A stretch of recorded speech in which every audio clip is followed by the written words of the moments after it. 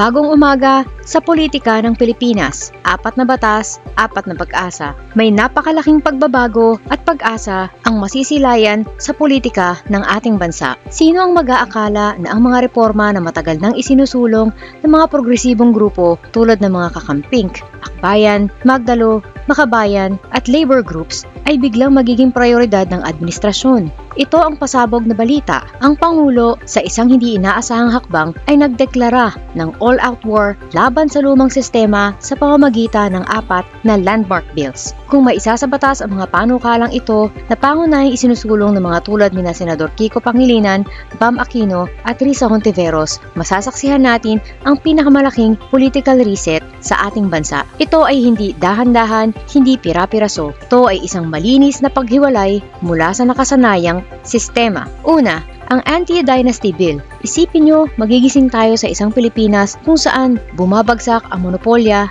ng mga pamilya sa politika. Hindi na pwedeng maging gobernador ang nanay, mayor ang anak, at kongresista ang tiyuhin. Ang mga probinsyang matagal nang pinamumunuan ng mga apelyido ay mapipilitang magbigay daan sa mga bagong mukha at sariwang ideya. Ang botohan ay magiging isang tunay na labanan ng plataporma, hindi na lang isang pamilyar na pangalan. Sa wakas, magkakaroon ng tunay at pantay na pag-asa ang mga ordinaryong Pilipino, ang mga guro, magsasaka, community organizers at kabataan na manalo at magsilbi. Pangalawa, upang matuldukan ng korupsyon, isinusulong ang Independent People's Commission Act. Ito ay lilikha ng isang watchdog na walang sino man, gaano man sila kamakapangyarihan, ang pwedeng takutin. Wala nang mababaliwalang investigasyon, wala nang audit findings na ibabaon sa limot. Ang kultura ng impunity, ang kumpiyansa na kayang itago ang mali ay tuluyan na maglalaho. Sa oras na magkaroon ng issue ng ghost project sa inyong lugar, agarang aksyon ang mangyayari. Ang pananagutan ay magiging totoo, nakikita at hindi na maiiwasan. Pangatlo,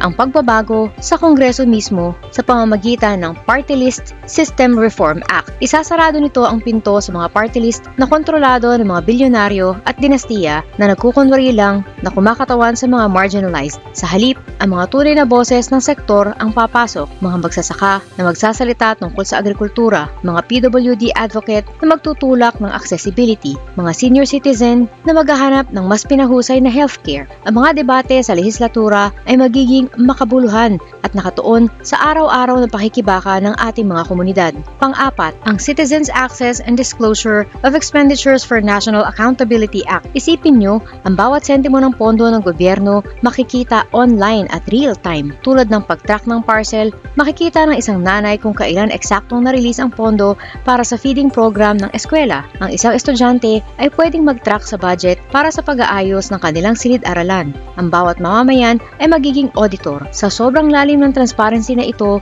magiging imposible na halos magplano at magtago ng korupsyon.